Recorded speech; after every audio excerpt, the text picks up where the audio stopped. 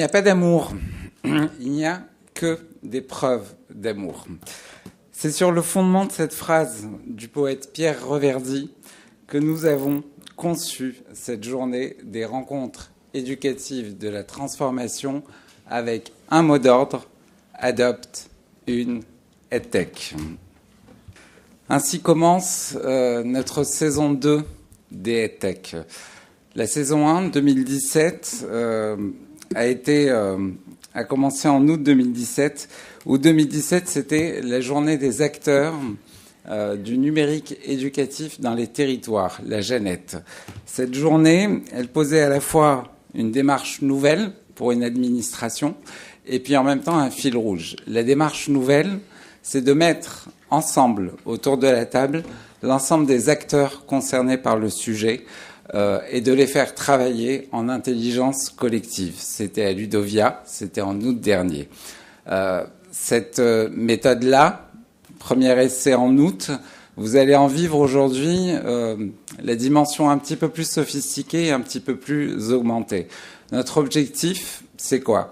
C'est de constater, à partir d'août 2017, et notamment à la sortie du rapport de Deloitte, de constater qu'on avait une double difficulté. D'un côté, la difficulté des entreprises, des jeunes startups, des EdTech, qui constataient une difficulté d'accès au marché institutionnel.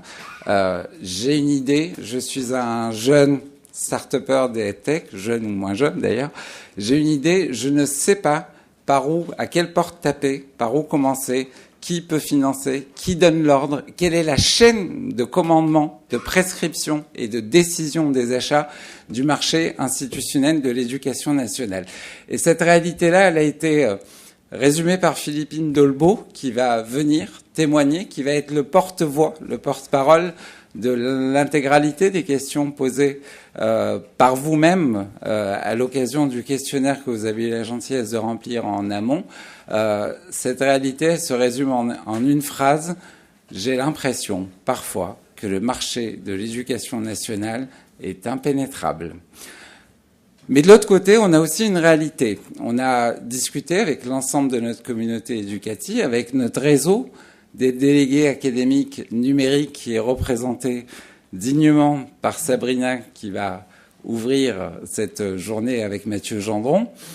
La communauté éducative, elle nous dit quoi ? Elle nous dit, moi j'ai beaucoup d'envie, j'ai beaucoup de projets, je veux innover pour mes élèves, mais là encore, on a une difficulté de lisibilité de l'offre. Et donc d'un côté, on a une difficulté de lisibilité de l'accès au marché institutionnel et de l'autre côté, on a une difficulté toute marketing de la lisibilité de l'offre.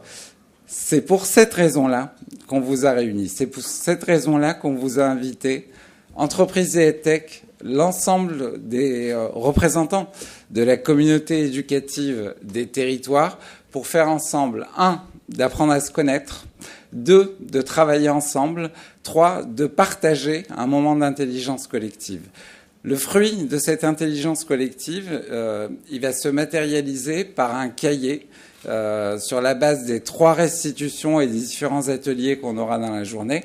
Il va se matérialiser par un cahier qui va être envoyé évidemment à l'ensemble des décideurs publics, qu'il s'agisse des collectivités territoriales qui sont présentes avec nous, qu'il s'agisse du Parlement, nouvel acteur entrant, nouvel acteur de cette coproduction pour l'école numérique de la confiance.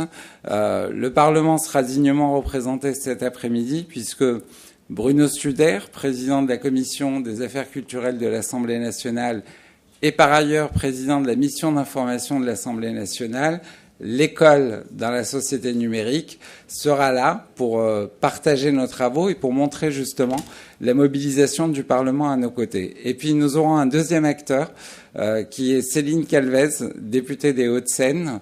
Céline Calvez est l'auteur d'un rapport qu'elle a remis en février au ministre de l'Éducation nationale. Ce rapport est le fruit de sa mission sur la voie, l'enseignement professionnel scolaire.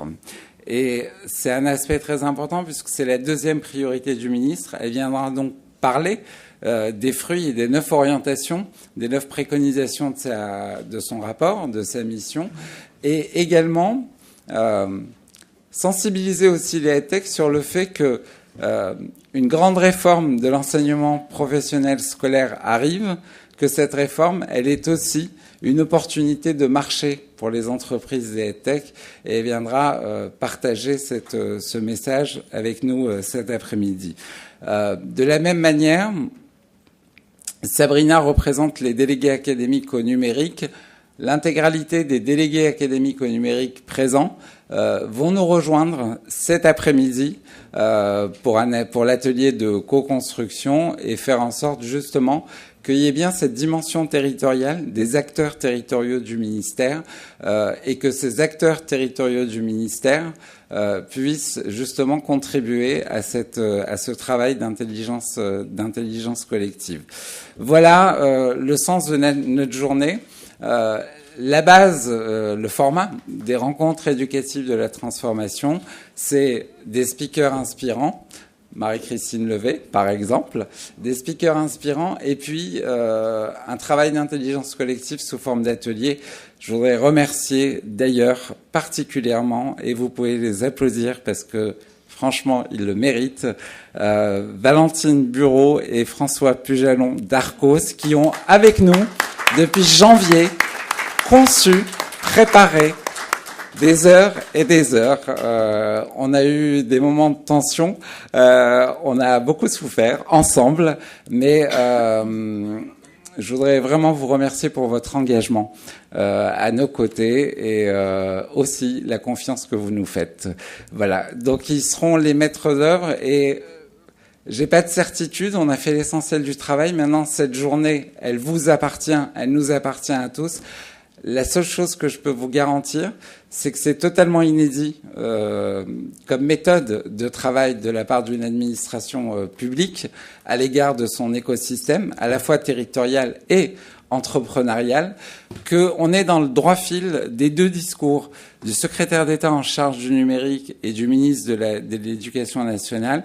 Ces deux discours, ils ont été prononcés chez toi, Marie-Christine, le 8 novembre dernier, à l'occasion du lancement du fonds d'investissement et du capital. Et dans ces discours, nous avons retenu de la part du ministre de Jean-Michel Blanquer, nous avons retenu ces principes. Le premier principe, c'était le principe de discernement par rapport au bon et au mauvais côté du numérique, même s'il est numérique éducatif. Et puis le deuxième principe, c'était celui de la transparence. Donner à vous, acteurs du privé, acteurs des tech, des règles claires, une lisibilité sur les acteurs, sur cette fameuse chaîne de décision qui apparaît encore opaque. C'est le sens de cette journée. Cette journée est un commencement. Évidemment, nous n'allons pas répondre à l'intégralité des questions que vous avez identifiées dans le questionnaire, mais notez que c'est un début, c'est pas une fin. C'est un début et que ce début, c'est cette nouvelle construction et cette nouvelle manière de faire ensemble. Voilà. Cette journée, c'est la vôtre, c'est aussi la nôtre. On en fera ce qu'on en fera. Quoi qu'il en soit, je voulais vraiment tous vous remercier d'être venus. Et puis, je vous souhaite une bonne journée et je vais laisser la parole à Mathieu Gendron et Sabrina Kaliaros pour la première ouverture qu'on a appelée Arrêt sur image.